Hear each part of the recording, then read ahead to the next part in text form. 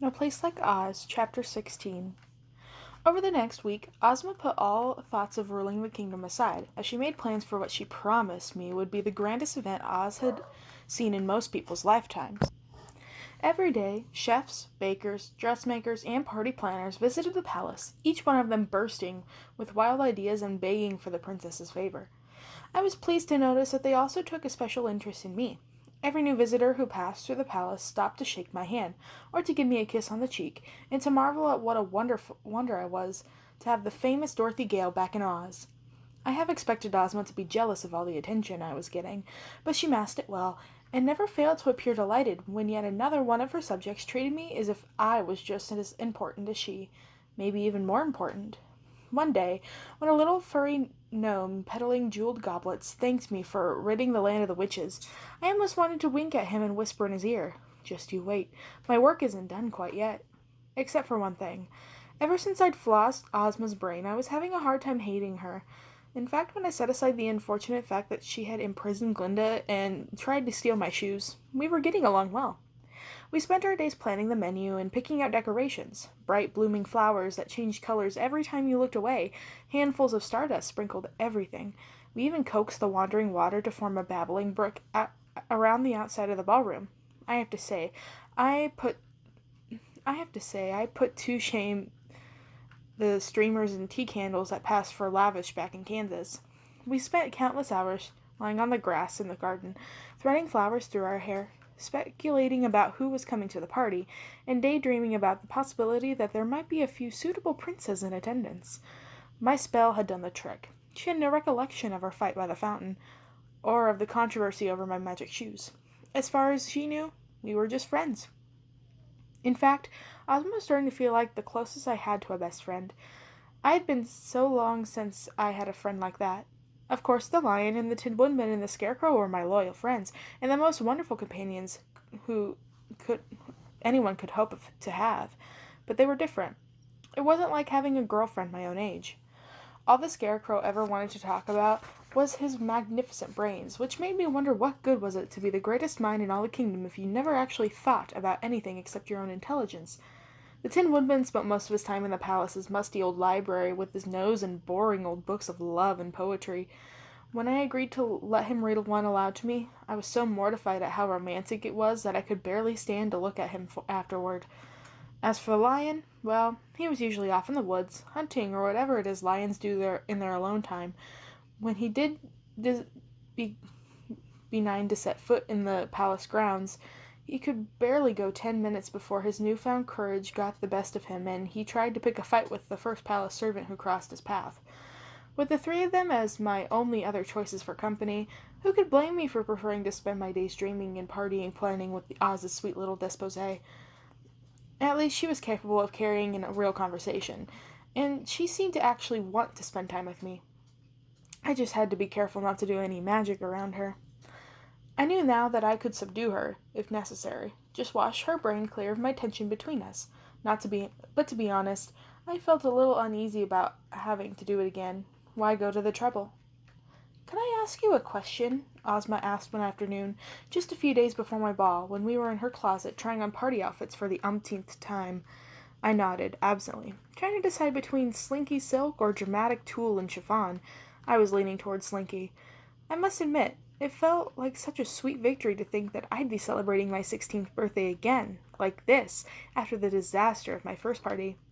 Ozma turned and fixed me with a penetrating look. "Why do you live with your aunt and uncle?" she asked out of nowhere. "What happened to your mother and father?" I paused in surprise. "Oh," I said quietly. It wasn't the kind of question I was expecting. "I'm sorry. I shouldn't have. It must be such a sad story. You don't have to talk about it." I shrugged. "No," I said. "It's all right. I don't even remember them.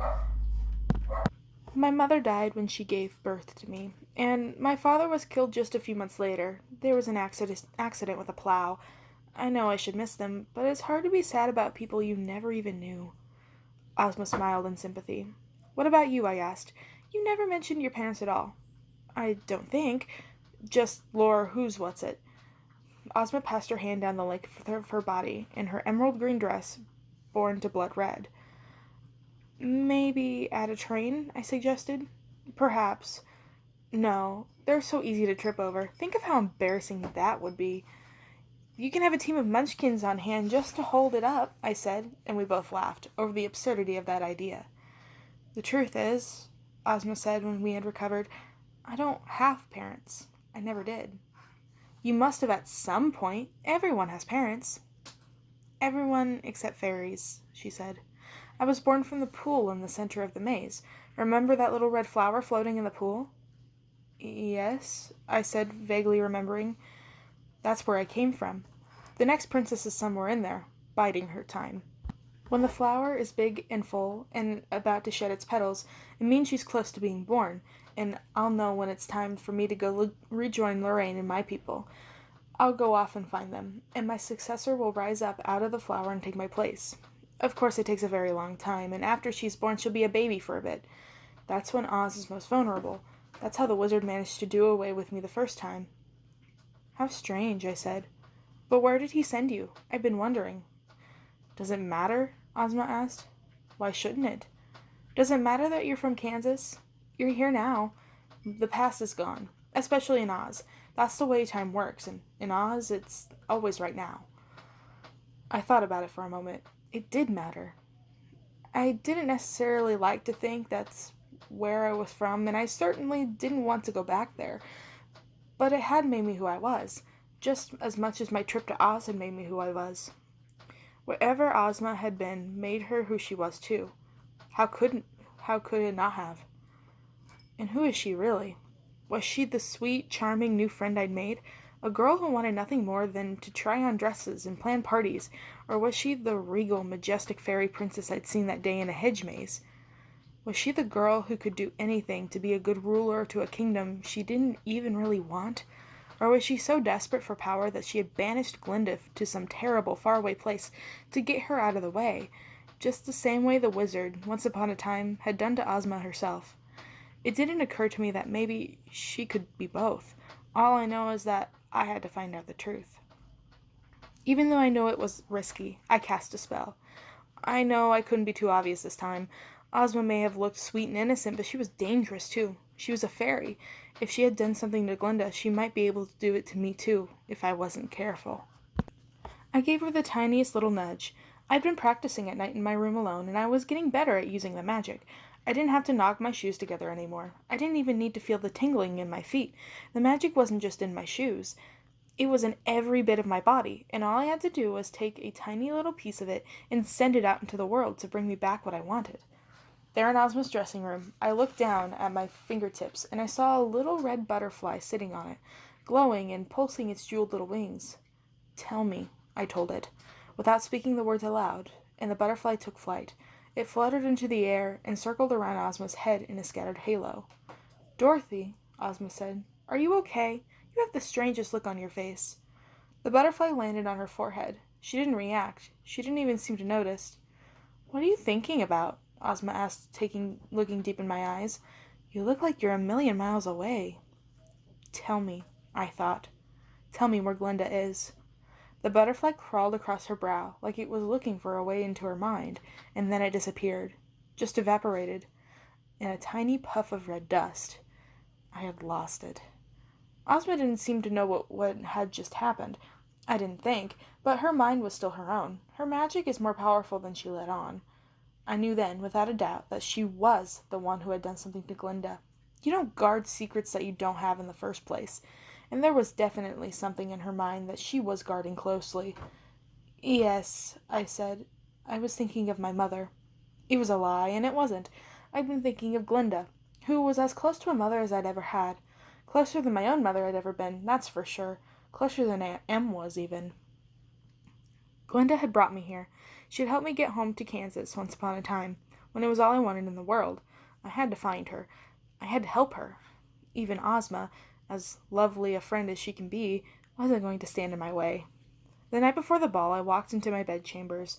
I knew that it was important to get a good night's sleep, but there was so much on my mind that it was impossible to quiet it. Toto was curled in the corner, asleep, dreaming about whatever it is dogs dream about. Without even having to think about it, I used my magic to strip my dress off, to untie the ribbons, and held my hair into plaits. I set them drifting off to the corner of my room, where I let them drop into a messy pile. I let an ethereal nightgown slip over my head, and shoes, of course, stayed on.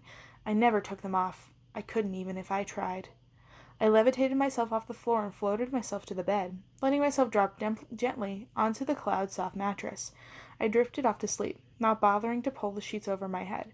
Instead, I wrapped myself in magic like it was a heavy down quilt. As it enveloped me, I felt both happy and content, and emptier than ever. Tomorrow was the party. I was in Oz, and there was a party being thrown for me. I had gotten exactly what I wanted, and still it wasn't enough. I had wanted, and now I had wanted more. That was who I was, I realized as I drifted off to sleep. This wanting itself was a kind of magic, one that I had since I was just a little girl. Since even before I had been to Oz, even before I had a pair of magic shoes, silver or red, I had always wanted more. It was what had brought the tornado to me. It was what had brought me to Oz in the first place. It was what had sent me home too, and it was what had allowed Glinda to find me again, to reach out through the walls that separated Oz from the rest of the world and bring me back. Now that I was here, now that I had shoes, my magic, my party, the wanting was still with me. It always will be. I wanted more. I wanted what Ozma had. I wanted everything.